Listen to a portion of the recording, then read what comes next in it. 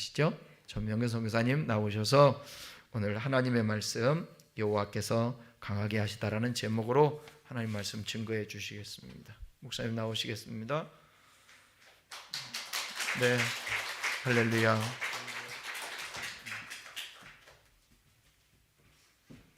반갑습니다. 잘 계셨죠? 친정집에 온 것 같이 마음이 편하고 좋습니다. 권사님 한 분이 또 이렇게 몸이 아프시다고 또 얘기 듣고, 그래서 제가 어제 밤 기도원에서 저기 오살리 기도원에서 잤거든요. 그래서 새벽에 일어나서 오늘 이 큰나무 주님의 숲 큰나무 교회 우리 모든 성도들에게 정말 하나님의 은혜로운 말씀 잘 증거하고 또 놀라운 역사가 있도록 이렇게 기도하고 왔습니다. 뭐 이렇게 좀 신선한 어떤 신령한 느낌이 없나요? 예? 그냥 한 소리입니다. 오늘 이 말씀을 한마디로 요약하라고 하면은 우리 한수 집사님 아까 마지막 찬양 주가 일하시네, 사실 그 노래가 이 설교의 요약입니다. 내 힘으로 안 될 때 있잖아요. 빈들에 있을 때, 밤길을 걸을 때, 혼자 있을 때, 이렇게 눈물이 주르르 흐를 때 있잖아요. 몸이 이렇게 아프지, 굉장히 많이 힘들지, 막 그런 공포 내지는 두려움이 이렇게 엄습해 올 때 이불을 이렇게 덮고 흐느낄 때가 있잖아요. 제가 여기 오기 전에 어제 새벽이네요. 그 새벽 4시 반에 깼어요. 깨서 이제 지금 마지막 불렀던 주가 일하시네 그 찬양을 이렇게 듣고, 불은 다 꺼져 있어요. 찬양을 듣는데 그 부분 있잖아요. 내 힘으로 안 될 때. 갑자기 눈물이 쏟아지는데 팡팡 울었어요. 막 흐느껴 울었어요. 하나님 그런 마음을 주시더라고요. 사람이 울고 싶다고 우는 게 아니잖아요. 울어지게 되잖아요. 통곡하게 되잖아요. 너무 힘드니까, 지치니까. 뭔가 위로가 필요하잖아요. 격려가 필요할 때 있잖아요. 뭐 띵스를 받아서가 문제가 아니라 뭔가 물질적이고 보이는 것을 받아서가 아니라 따뜻한 말 한마디가 필요할 때 얼마나 힘들지, 이런 거 있잖아요. 그런 말 한마디면 이제 이길 것 같은. 그래서 막 울고 하나님 말씀을 막 들어가면서 2시간인가 3시간인가 날이 밝아오기 시작하더라고요. 창문 틈으로 이제 해가 떠올라서 햇빛이 쫙 들어오는데 하늘에서 눈이 내리는 거예요. 지금도 여기 오다 보니까 눈이 내렸어요. 한국에서 눈 오는 거야 뭐 누구 말 맞다나 뭐 귀찮고 운전하는데 복잡하고 뭐 쓰레기가 내린다 이렇게 표현하는 분도 있는데, 더운 나라에 살아보면 눈 하나 내리는 게 얼마나 축복이고, 우리 막내 같은 경우는 3년 전에 눈을 손으로 처음 만져봤으니까 이게 대단한 거라는 거를 축복을 누리신다는 거를 말씀드리고 싶어서 그렇게 한 거예요. 제가 이 얘기를 하는 이유는 시간이 이렇게 제한되어 있는 시간에 왜 귀한 시간에 이런 얘기를 하느냐 하는 얘기는, 우리 큰나무 교회의 모든 성도님들, 제가 속속들이 개인적으로 어떤 어려움이 있는지는 모르겠어요. 그렇지만 권사님 힘내시고 또 우리 집사님 힘내시고 하나님이 함께 하시니까 조금만 더 견디시고 포기하지 마시고 가시자, 아자 힘내자, 저 그 얘기 하려고 왔고요. 설교 끝났습니다. 그러면 됐지 뭘. 여기 뭐 설교 준비는 이렇게 거창하게 했어요. 그리고 제가 필리핀에서는요 파워포인트로 막 설교를 해요. 그리고 막 비주얼 재료도 많이 써요. 근데 이 친구가 내가 교회 가서 설교할 수 있는 적 해달라 그랬더니, 오는 건 좋은데 전에는 그래요. 설교하지 말라고. 선교사는 와가지고 간증만 하고 선교 얘기만 하면 됐지, 담임 목사가 선교사보다 훨씬 설교 잘하니까 간증만 하고 선교 얘기만 하고 하라고. 그래서 내가 그 얘기는요 어느 교회 가든지 그 얘기는 서론적으로 얘기를 합니다. 근데 요번에 올 때는 또 그러는 거예요. 간증하지 말고 설교를 하래요. 또 왜 마음이 바뀌었나 그랬더니, 그래서 동영상도 준비했어요. 그래서 다 준비해 왔거든요. 그래서 동영상도 하고 뭐 이렇게 파워포인트도 이렇게 다 준비하려고 그랬는데 그거 하지 말래요. 그 말씀을 삶으로 녹여내 달래요. 그래서 이게 준비한 원고도 안 보고 한번 녹이려고 합니다. 지금 이 설교를 삶에서 녹여내려고. 얼마나 녹일지는 모르겠어요. 예. 성령께서 녹이시길 바라고.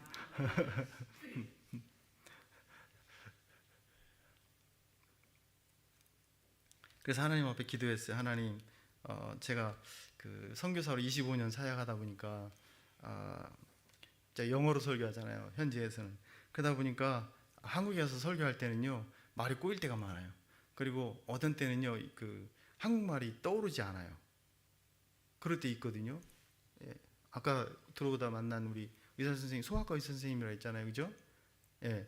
그 이렇게 막 하다 보면 영어가 편할 때 있잖아요, 그죠? 예. 한국말이 떠오르지 않을 때가 있단 말이에요. 영어를 잘하는 사람들은. 근데 이제 외국에 살다 보면 이제 그런 얘기를 해요. 예. 잘 늘지 않는 영어, 줄어드는 한국말, 이렇게 표현을 쉽게 해요. 예. 그러다 보니까 서론적으로 이 얘기를 드렸습니다. 혹시 이 말이라는 것이 듣다 보면 설교도 그 말의 형태를 가지고, 이 성경도 하나님의 말씀이지만 우리가 문학적 형태로 성문화되어서 우리가 읽게 되잖아요.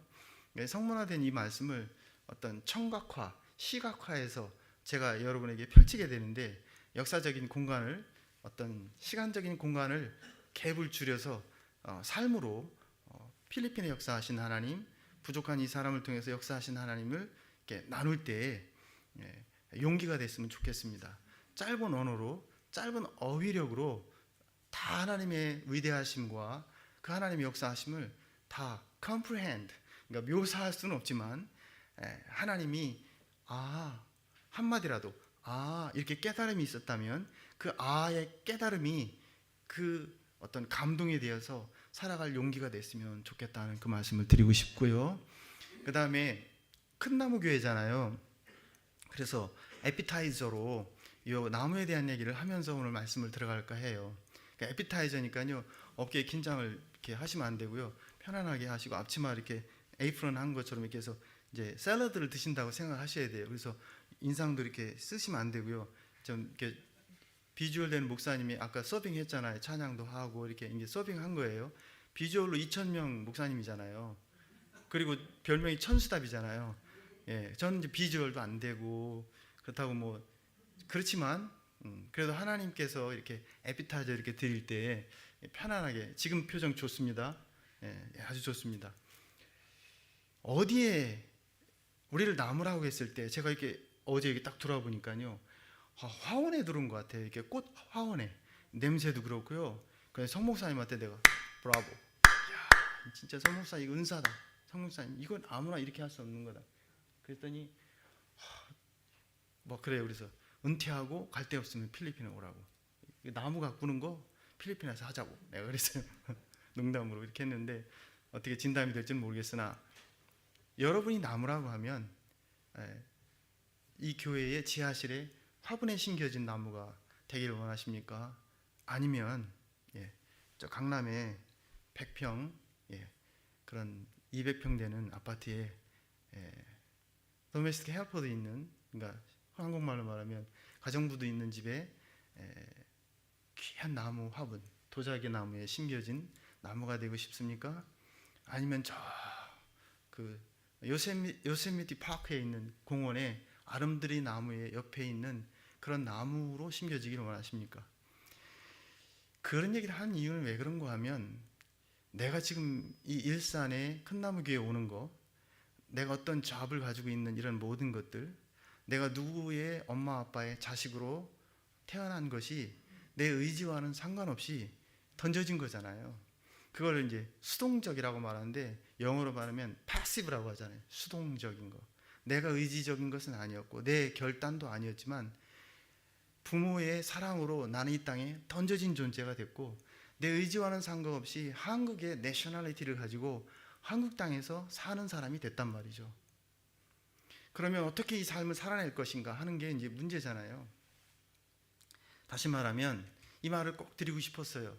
현나무교회 성도 여러분, 내가 원하는 자리에 심겨지지 않을 수도 있고 내가 원하는 품종의 나무가 아닐 수도 있을 거예요. 근데 중요한 거 한 가지는 물가에 심겨진 나무라는 거죠. 시편 23편에 말하는 것처럼 이 이야기를 꼭 드리고 싶었습니다. 때로는 그 물의 그 양분을 빨아들일 수 없는 광야에 심기운 나무 같아서 왜 나는 자꾸 가지가 뻗어나가지 않지? 나는 왜 자꾸 그 물을 흡수할 수 없는 것 같고 메마르고 건조하지? 내 삶은 이게 시간이 갈수록 더 신앙이 더 섬세해지고 더 민감해지고 더 부드러워져야 되는데 얼굴에 주름처럼 내 영성이나 내 마음은 왜 이렇게 더 견고하고 딱딱하게 굳어지고 경직되지? 이런 게 느낄 때 있잖아요. 물가에 심겨졌다고는 하지만 그 물을 빨아들일 수 없는 광야에 심겨진 것 같잖아요. 하나님은 오늘 다시 우리에게 다시 말씀하십니다. 너는 물가에 심긴 나무야. 내가 거기에 심었어. 화분일 수도 있고요. 어두 골짜기에 누구도 찾아와 주지 않는 작은 꽃으로 피었다가 질 수 있지만 지구의 한 구석에 향기를 나타내고 꽃을 피우는 그 한 지구를 아름답게 가꾸는 한 묘목으로 피었다 졌다면 내 역할을 다한 것이 아닌가, 저는 그렇게 생각을 합니다. 그래서 영어를 잘하는 것은 아니지만 영어로 말하면 이렇게 active passivity라고 표현합니다. 능동적 수동성이라고 말합니다. 내가 원해서 이 땅에 던져진 건 아니었지만 그러나 하나님께서 나를 심었다는 걸 내가 깨달아서 하나님이 이렇게 주시는 것들에 대해서 내가 능동적으로 수동적으로 이 땅에 살게 되었지만 능동적으로 반응하는 역사. 그래서 그거를 다른 표현으로 말하면 12배를 혈루증 앓는 여인이 예수님이 지나간다는 소식을 듣고 그것이 거룩하지 않은 흠결이 있어서 공동체와는 분리돼서 살아야 되고 율법적으로도 그게 깨끗하지 않기 때문에 행렬에 섞인다든지 더군다나 유대 율법에는 거룩하지 않은 정결하지 않은 것이기 때문에 사람이 섞여서는 안 되지만 예수님 뒤로 와서 예수님의 옷자락에만 내가 손을 대면 내 병이 나을 것이다. 그래서 그 누가는 수요일날마다 누가복음 강의하시잖아요. 끝났지만 누가복음에는 그렇게 표현하고 있습니다. 돈을 다 허비했다고 그랬어요. 의사에게 돈을 다 허비하고 그 온데 좋은 데는 다 찾아다녀 봤어요. 근데 병이 더 악화되었고 있는 것까지도 다 허비했다고 성경은 그렇게 디테일하게 기록하면서 그 여자에게 마지막 남은 내가 예수님의 옷자락에만 손만 닿으면 나을 것이라는 그 믿음이 있어서 예수님이 뒤로 갔다 그랬습니다. 그래서 손을 뻗어서 만졌다 그랬습니다. 그랬더니 즉시로 어떻게 했다 그랬어요? 그 혈류가 멈추고 나왔다 그랬습니다. 그러면서 기록하기를 뭐라고 그랬냐면 성경에 예수님의 능력이 나간 것을 알고 누가 나를 만졌느냐고 물어보니까 제자들이 아이고 예수님 이렇게 사람이 많은데 누가 만져요? 지나가다 부딪힌 사람이 부딪혔겠죠. 그렇죠. 우리는 이렇게 그렇게 생각해요. 부딪혔다고 생각할 수 있어요. 그러나 이 부딪힌 우연의 그것이 아니라 내가 오늘 이 시간에 예배에 나와서 정말 수동적으로 어떻게 밀려갔을지 모르겠지만 능동적으로 여러분이 손을 하나 뻗어서 말씀에 내가 닿는 그거예요. 물가에 심겨졌는데 조금만 그만 1cm만 더 가면 물의 근원을 닿는 거예요. 포기하지 않고 거기까지 내려가야 돼요. 거기까지 내려가는 그 능동적인 힘만 뻗으면 되는 거예요. 그럼 물이 닿고 예수님의 옷자락에 닿는 거예요. 오늘 말씀이 선포될 때 들려지잖아요. 내가 깨달으려고 깨닫겠습니다. 성령님 도와주세요. 하고 닿는 부분이 오늘 접점이 있어야 된다는 얘기예요. 그 부분이 있길 바랍니다. 그 부분이 그 연약한 병을 치료하고 그 부분이 내 삶에 힘이 되는 줄로 믿습니다. 여러분 이 감사헌금 봉투에 보면 뒤에 뭐라고 하면 여호와는 나의 힘이요. 이 시편에서 늘 강조하잖아요.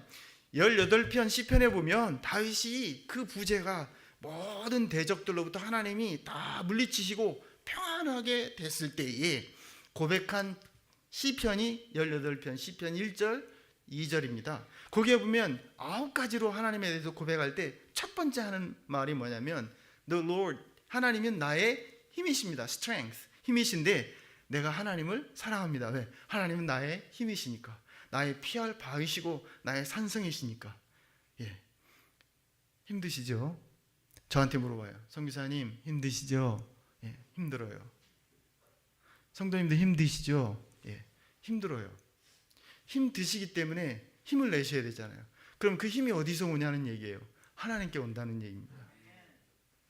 밥 먹어서 힘든 게 아니라 힘내는 게 아니죠. 내가 좋은 아파트에 살아서 힘내는 게 아니죠. 그것도 힘이 될 수 있어요. 근데 근본적인 힘은요, 예수님이 광야에서 시험 받으실 때 결정적으로 40일을 굶으셨잖아요. 금식하셨잖아요. 마귀가 첫 번째 시험이 뭐냐면 돌들로 떡덩이를 만들려고 그랬잖아요. 만들 수 있어요. 그럴 만한 능력이 있어요. 그렇잖아요. 그때 하지 않았어요. 왜 그러냐면 그것은 떡의 문제가 아니에요. 예수님 말씀하시기를, 신명기의 말씀을 들어서 말씀하시기를 뭐라고 말씀하시냐면 사람이 떡으로만 사는 게 아니다는 거죠. 오병이어의 기적에서 그 사람들을 다 먹이고 10,000명이 넘는 사람을 배불리 먹게 했지만 그게 결국은 떡에 관한 게 아니에요. 기적을 말하는 게 아니에요. 사람이 떡으로만 사는 게 아니라는 거죠. 그럼 뭐로 살아요? 우리의 힘의 근원이 어디에서 나와요? 하나님이라는 거예요. 하나님의 말씀이라는 거죠. 아멘. 그래서 하나님의 그 말씀으로 오늘 힘을 얻고 돌아가시는 우리 큰나무의 모든 성도님 되시기를 바랍니다. 오늘 읽은 말씀은 쉽게 요약하면 증거입니다. 증표입니다. 그럼 하나님이 이렇게 놀라운 은혜를 주셨단 말이에요. 하나님이 우리에게 물가에 심었단 말이에요. 그래서 오늘 읽는 이 말씀처럼 우리는 뿌리가 어떻게 돼요? 땅으로 내리고 동시에 어떻게 해요? 함께 below 얘기를 하죠. 땅으로는 뿌리가 내려가고 위로는 어떻게 해요? 위로는 어떻게 해요? 가지가 뻗고 잎사귀가 나면서 열매를 맺게 되는 거예요. 어떤 사람이? 남은 자들이. 어떤 사람이요? 포기하지 않은 사람이. 어떤 사람이요? 끝까지 하나님을 의지한 사람이 뿌리를 더 내리게 되고 더 어떻게 돼요? 가지를 뻗어서 열매를 맺게 된대요. 오늘 이 말씀이에요. 그 일을 누가 이룬다고요? 하나님의 열심이, 여호와의 열심이 이 일을 이루겠다는 거예요. 찬양이잖아요. 주가 일하시네. 내 힘으로 안 될 때, 들판을 걸어갈 때 내 힘으로는 안 되는데 하나님이 하시겠다는 거예요. 여러분, 내가 아무리 하려고 했어요. 내가 뭘 하려고 했어요. 지금까지 여러분이 하려고 계획해서 된 게 뭐가 있어요? 솔직히 말해서, 전문적인 용어로 말해서 톡 까놓고 얘기해가지고 여러분 뜻대로 된 게 없잖아요. 여러분 계획으로 된 게 뭐가 있어요? 앞으로도 그래요. 장담하건대, 예언하건대 내 뜻대로 내 힘대로 되는 게 어디 있어요? 안 돼요. 그럼 누가 하셔요? 주가 일하시네. 하나님이 하신다니까요. 그러면 그 하나님의 일했음에 우리는 가면 돼요. 따라가면 돼요. 순종하면 돼요. 오늘 그 얘기예요. 그래서 오늘 읽었던 이 말씀을 요약해서 결론까지 다 못 갈 거예요. 제가 설교한 내용이 방대한 분량이기 때문에 제가 지금까지 설교하면서 결론을 맺어본 역사가 없어요. 첫째, 둘째, 셋째를 다 해본 적이 없어요. 오늘도 그것까지 다 못 할 거예요. 하는 데까지만, 시간 가는 데까지만 할 거예요. 하나님 어디까지 줄지는 모르겠어요. 주시는 만큼만 할 거예요. 아멘도 안 하시고. 자, 요약하겠습니다. 자, 요약하는 걸 제가 참 잘하거든요. 29절 또라고 했죠. 따라합시다. 또라는 건 뭐예요? 전에도 그런 증거를 보여줬다는 얘기예요. 근데 전에 얘기에는 할 시간이 없어요. 뭔 또예요? 그게 뭐냐면 보일징조가 뭐래요? 금년에는 스스로 나는 것을 네가 먹을 거래요. 여러분 생각이 없어요. 이 땅에 태어나서 여러분이 파종을 해서 이스라엘 백성들이 그랬던 것처럼 광야 40년 동안 그 사람들이 농사지어서 수확한 걸 먹었습니까? 그 사람들이 우물 팔아서 그 사람들이 물을 마셨나요? 그 사람들이 의복을 벗어 길쌈 수고해서 했나요? 마태복음 5장, 6장, 7장에 보세요.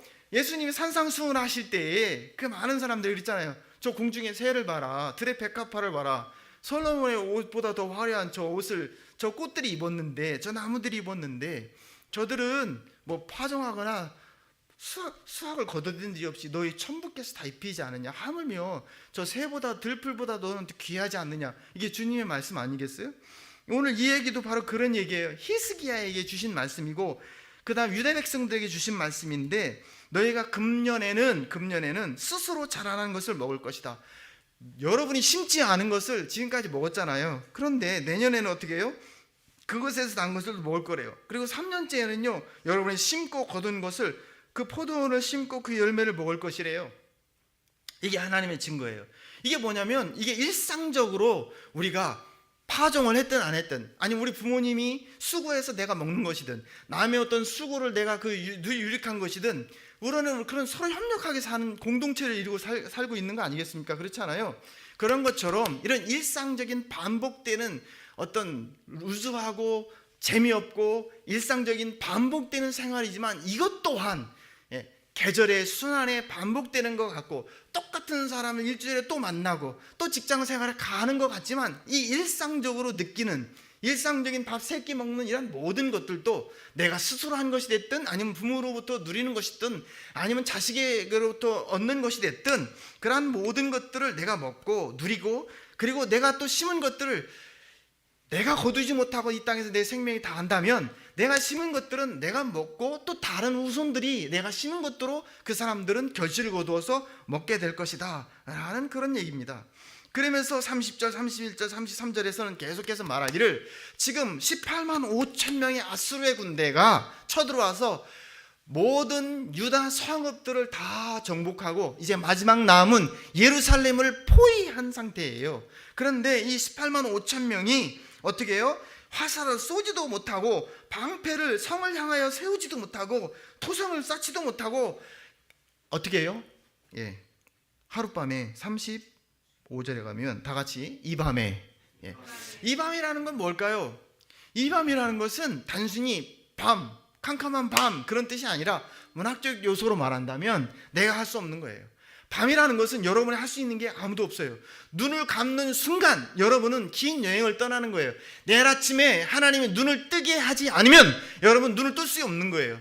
여러분 내일 아침에 여러분 심장 그 박동을 잠자는 사이에 멈추게 한다면, 여러분들은 목사님을 그 자식이 됐든 누군가 초청해서 발인 예배가 됐든 입관 예배를 드리셔야 된단 말이에요. 그런데 오늘 눈을 뜨게 하신 분이 하나님이에요. 여러분 다시 호흡을 하게 하신 분이 하나님이란 말이죠.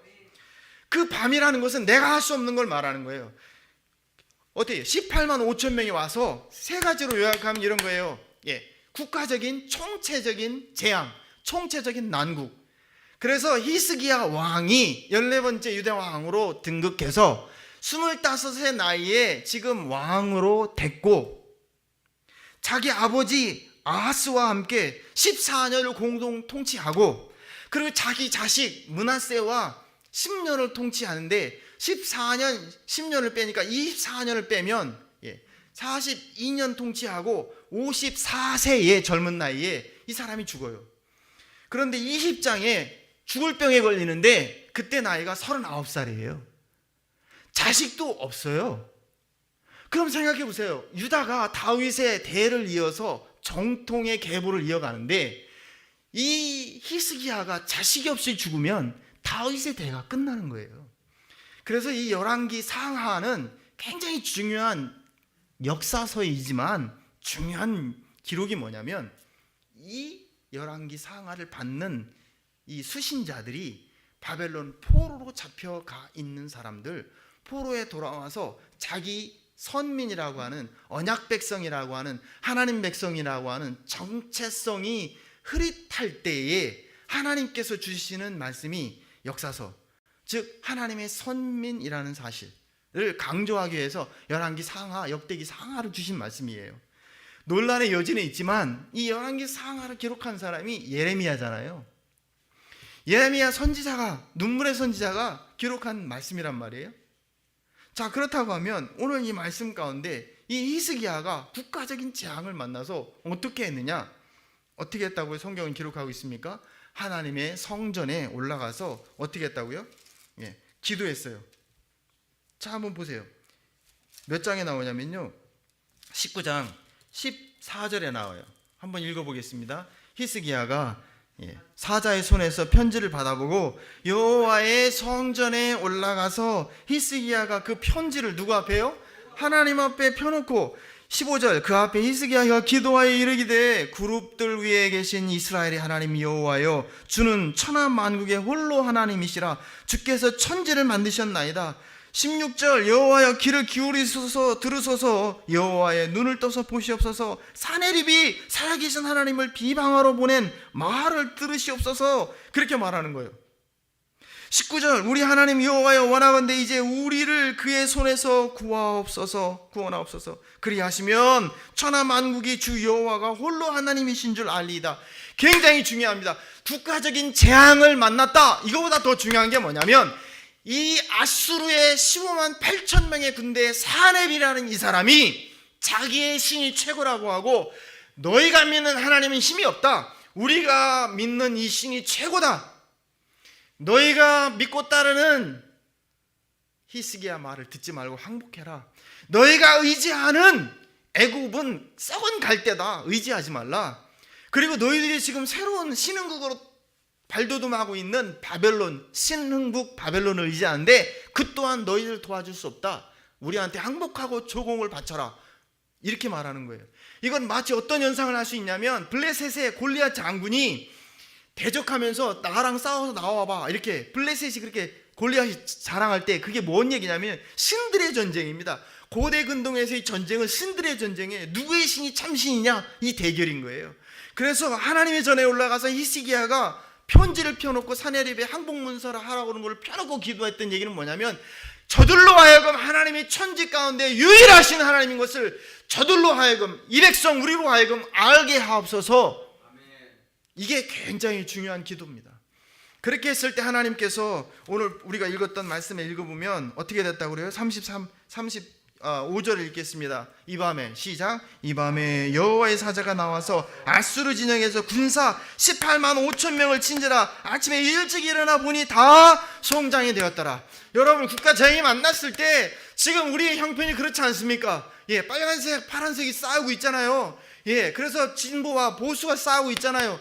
정치적인 얘기를 하려는 것이 아니라 정말 우리가 하나인데, 그리고 오른손 왼손이 한 손인데 한 몸에 붙어있는 우리들이 왜 우리가 싸워야 합니까? 왜 우리가 반목해야 됩니까? 이런 어려움이 있을 때 우리 그리스도인들이 기도해야 된다는 거죠. 하나님이 지금까지 우리나라를 이끌어 주신 것처럼 정말 대적들이 내부에서 외부에서 지금 무역 여러 가지 그런 일들로 우리를 목조여 오는데 하나님 도와주세요. 하나님은요, 그 밤에 내가 일할 수 없고 아무것도 아니라고 한 그 밤에 하나님이 일하시네. 주께서 일하시는데 어떻게 해요? 하룻밤에 18만 5천 명이 다 성장이 됐다고 그랬어요. 놀랍지 않습니까? 하나님 그렇게 하실 수 있는 분임을 믿으시기 바랍니다.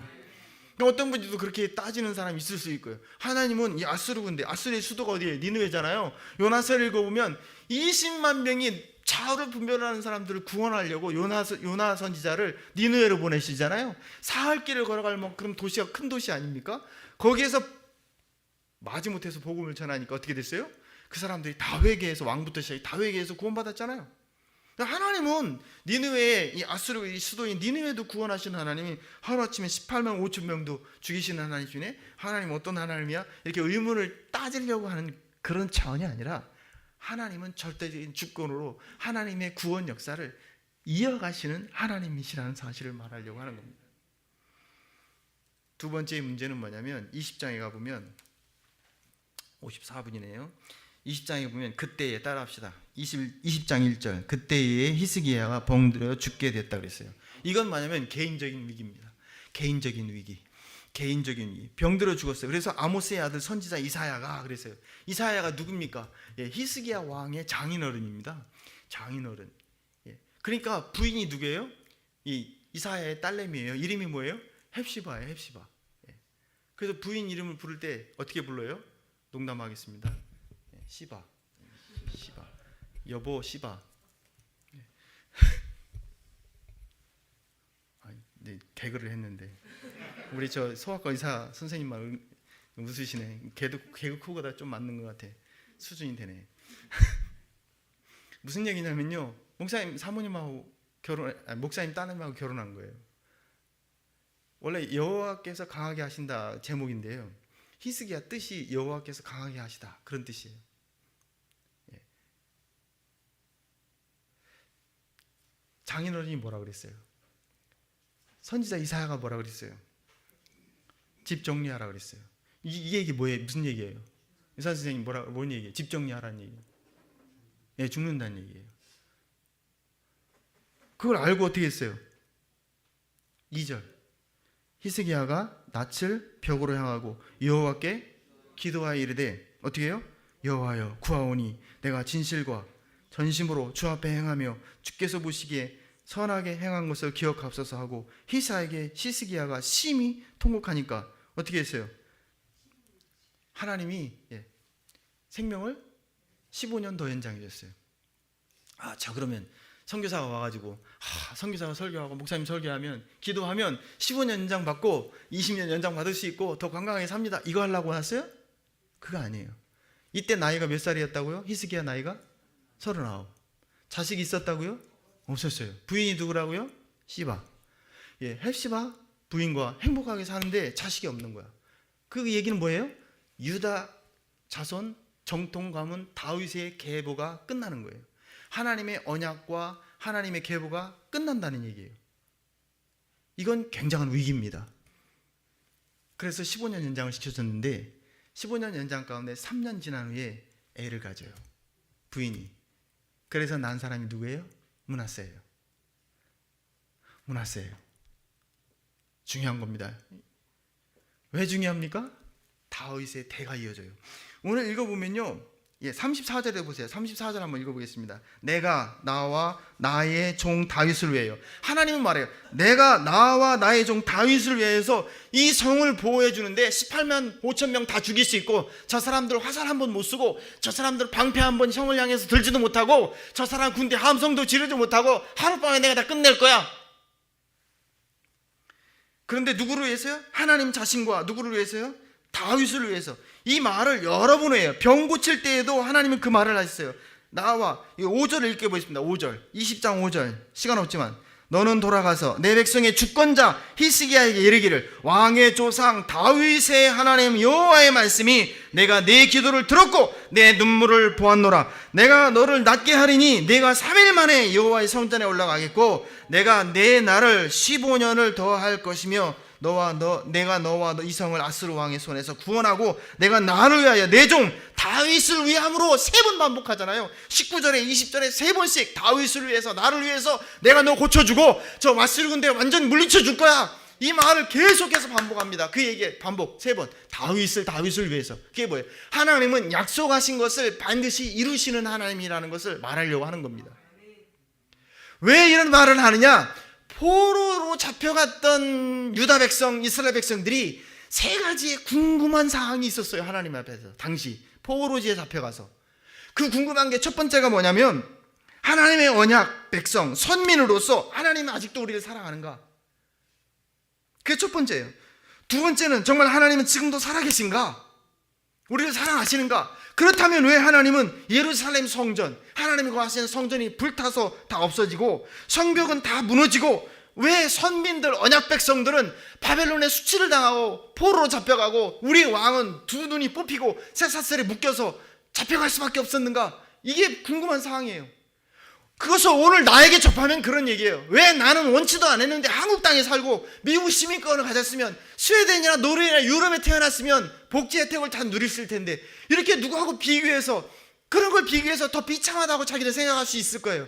그렇지 않다고 저는 말합니다. 하나님은 말합니다. 내가 너를 자갈을 제하고 돌을 제하고 최고의 극상품 포도나무를 물가에 심겨 주었다라고 말하고 있다고 하나님이 말하고 있는 거예요.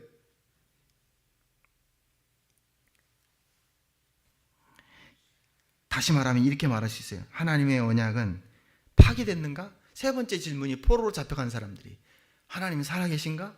하나님 우리를 아직도 기억하시는가? 하나님 그래요. 아직도 나 기억한다. 하나님의 약속은 아직도 validation이라고 해요. 유효기간이 끝나지 않았어. 계속되고 있다. 어디까지요? 지금까지. 그러니까 15년 연장 시켜주신 거예요. 근데 그 15년 가운데 누구요? 므낫세를 낳게 해서 대를 이어서, 그 대를 통해서 누가 왔어요?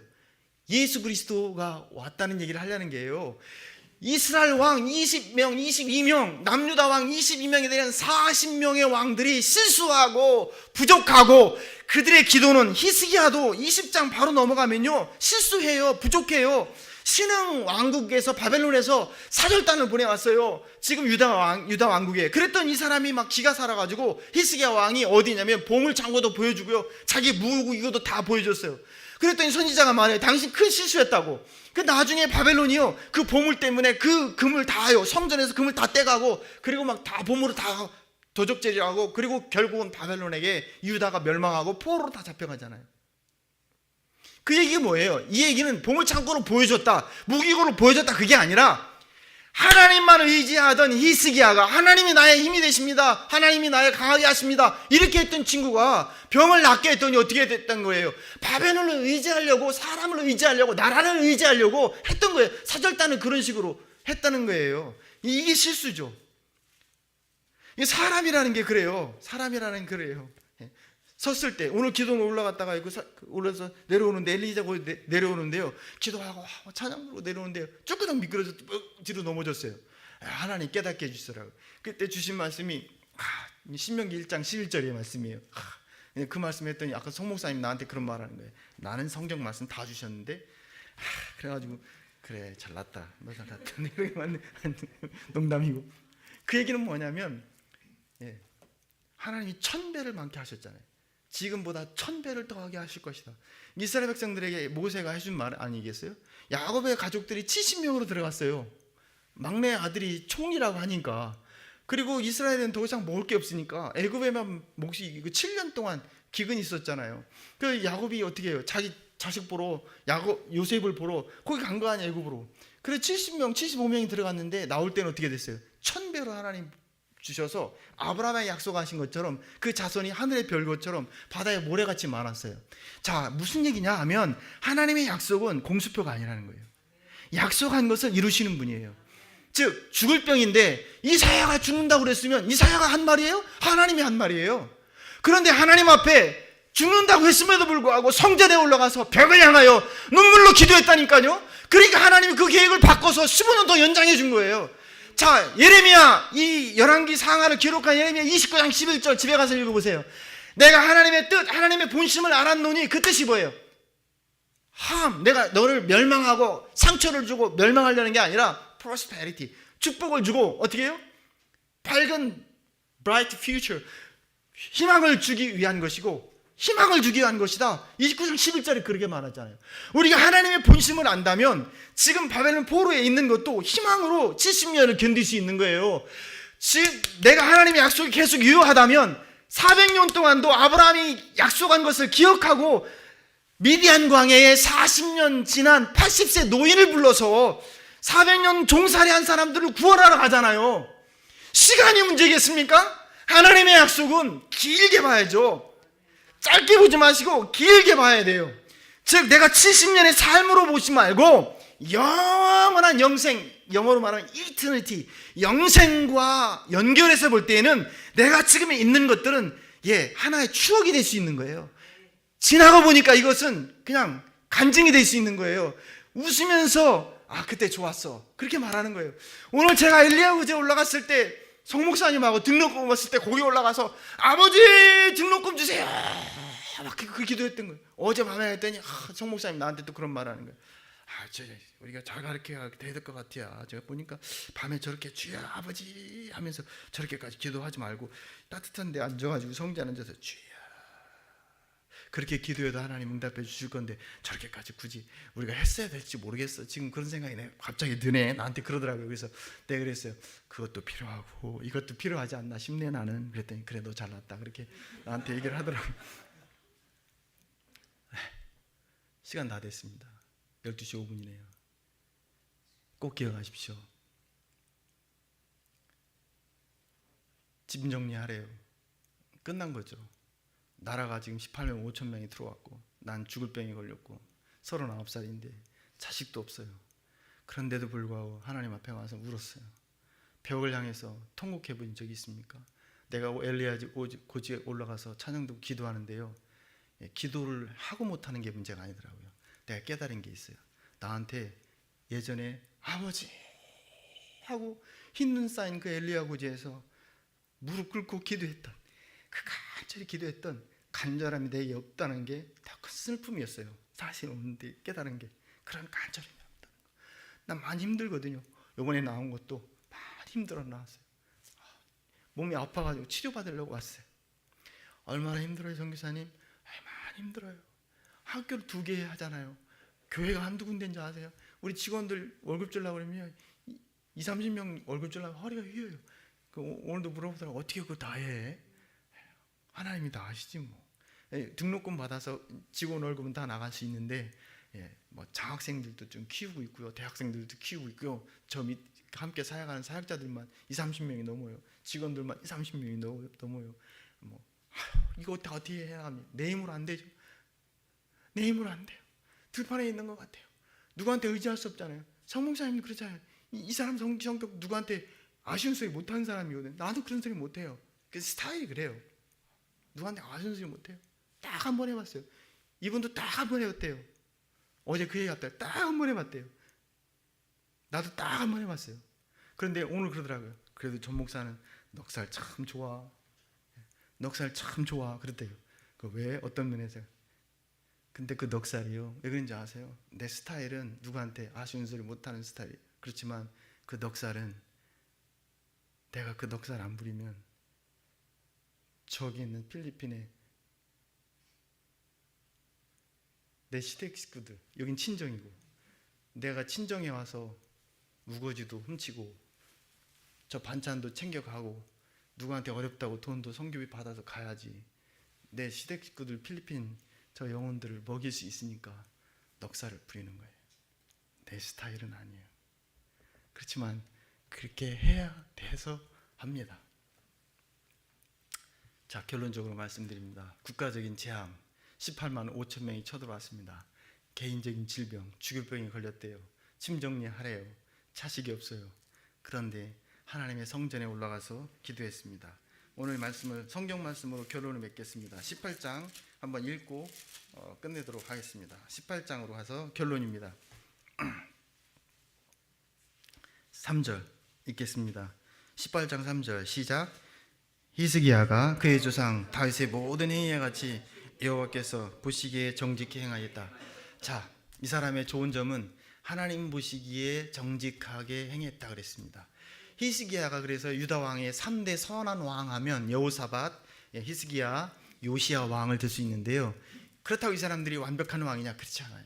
이 사람들도 다 실수했어요. 이 사람들 다 부족해요. 마치 우리와 똑같아요. 여러분의 기도가, 내 기도가 완벽한 어휘력으로 하나님을 감동시키지 못할 그러한 어떤 허접한 어휘력이에요. 허접한 설교라고 할 수 있어요. 표현력에 있어서 그렇습니다. 구성력에서 그렇습니다. 설득력에서 떨어지고 부족할 수 있습니다. 그럼에도 내 기도가 완벽하지 못하고 내 삶이 완전 도덕성을 갖추지 못함에도 불구하고 하나님이 완벽하시기에, 그분이 선하시기에, 그분의 약속하신 것을 이루시려고 내 기도가 온전하지 못하고 내 삶이 따라주지 못함에도 불구하고 오늘 나에게 또 하나의 24시간의 기회를 준 것은 하나님의 선하심을 알라고, 내 부족함을 통해서 하나님의 선하심을 드러내라고 하나님께서 나에게 주신 줄로 압니다. 그러니까 사람에게 좋은 평가를 받으려고 사지 마시고 하나님 보시기에 내가 오늘 여기에 나와서 내가 선한 의도가 됐든 그렇지 않은 의도가 됐든 병 나으려고 왔든 아니면 내가 뭔가 재산적인 경제적인 문제를 해결하려고 왔든 배우자의 문제를 해결하려고 왔든 내 진로의 문제를 해결하려고 왔든 어떻든 간에 저떻든 간에 하나님은 하나님 내 마음 아시죠? 선한 마음으로 하나님 보시기에 정직히 살려고 하는 그러한 모토를 가지시기를 바랍니다. 자, 그래서 4절을 읽겠습니다. 시간 없으니까 4절에 보니까 그가 여러 산당을 제거하며 주상을 깨뜨리며 아사라의 목상을 찍으며 모세가 만들었던 놋뱀을 어떻게 해요? 이스라엘 자손 이때까지 향하여 분향함으로 그것을 부수고 느후스단을 일컬었더라. 느후스단을요 부셔버렸다고 그랬어요. 구리 놋뱀을 광야 때에 어떻게 했어요? 놋뱀을 달았어요. 다 뱀에 물려 죽었을 때 그걸 쳐다보는 자마다 살리라 그랬잖아요. 그거를 거의 700년 동안 이스라엘 백성들이, 유대 백성들이 섬긴 거예요. 그래서 이 히스기야가 그것을 비로소 없애버린 거예요. 이게 굉장히 중요합니다. 사람이요 하나님 말씀 믿지 않고 어떤 사람이요 교회 전통과 교회의 형식과 종교적인 형식에 빠져 있는 사람들이 많이 있을 수 있어요. 말씀과 하나님의 중심이 아닌 어떤 전통. 하나님이 이 놋뱀을 섬기라고 주었나요? 아니죠. 그것까지 얘기할 시간 없으니까 6절을 읽겠습니다. 6절에 히스기야가 이스라엘 여호와 하나님을 의지하였는데 그의 전후 유다 여러 왕 중에 그러한 자가 없다. 전에도 없었고 후에도 없었다고 그렇게 말합니다. 자, 6절을 읽겠습니다. 시작. 곧 그가 여호와께 연합하여 그에게서 떠나지 아니하고 여호와께서 모세에게 명령하신 계명을 지켰더라. 자, 결론입니다. 첫 번째, 하나님 보시기에 정직한 삶을 살도록 노력해 나갑시다. 두 번째, 어떻게 해요? 여호와께 연합해서 붙어 있어서 뭐처럼 요한복음 15장에 말한 것처럼 포도나무에 가지가 붙어 있는 것처럼 찰싹 붙어서 어떻게 해요? 나 떠나가지 않아요. 저리 가, 따라오지 마. 엘리야가 엘리사에게 너 따라오지 마, 나 귀찮게 하지 마, 나 올라가야 돼. 저 올라가야 돼. 그랬더니요, 베델스부터 시작해 여리고까지 막 요단강 건너까지 끝까지 따라가잖아요. 어떻게 해요? 자기 옷을 찢어요. 해리바람을 타고 올라갈 때, 엘리야가 올라갈 때, 그러니까 엘리야의 겉옷이 어떻게 떨어져요? 그것을 받아 들고 입었겠죠. 자기 옷을 찢고, 굉장히 의미가 큽니다. 자, 오늘 이 얘기가 무슨 얘기냐면 하나님 앞에 연합하여서 떠나지 않았다. 우리 큰나무교회 성도들은 하나님 앞에 딱 붙어서 떠나가지 않기를 바랍니다. 어디에 누구에게서요? 하나님께로부터. 하나님께 딱 맺혀 있기만 하면 어떻게 된다고요? 우리 물가에 심겨졌잖아요. 주님 우리 포도나무잖아요. 하나님 우리 농부시잖아요. 시절을 쫓아 뿌리는 더 깊이, 위로는 가지가 뻗어서 열매를 맺고 주님의 숲을 결국 이르게 되고, 그 열매를 많은 사람들에게 나눠주고 그 나무 아래 그늘에 많은 사람들이 와서 쉼을 이루는 큰 나무 숲, 주님의 숲을 이룰 줄로 믿습니다. 가정적인 위기는 어떤 위기라고요? 아버지가 아하스 왕, 악한 왕 중에 한 사람이에요. 그 아들이 누구라고요? 므낫세, 악한 왕 중에 탑이 되는 아들입니다. 아들도 망나니, 아버지도 엉망개판. 그렇지만 히스기야는 아버지가 어떻든 자식도 내 마음대로 안 되잖아요. 그렇잖아요. 하나, 이 사무엘 저기 나왔는데 자식 마음대로 되나요? 저는 둘인데 잘 안 돼요. 쉽지가 않잖아요. 그런 가정적 위기, 자식을 낳을 수 없는, 대가 끊어질 위기, 국가적인 위기, 개인적인 위기 가운데 하나님을 의지해서 하나님 앞에 나가서 기도했다는 이야기입니다. 그랬더니 7절을 읽겠습니다. 시작. 여호와께서 그와 함께 하심에 그가 어디로 가든지 형통하였더라. 기도하겠습니다.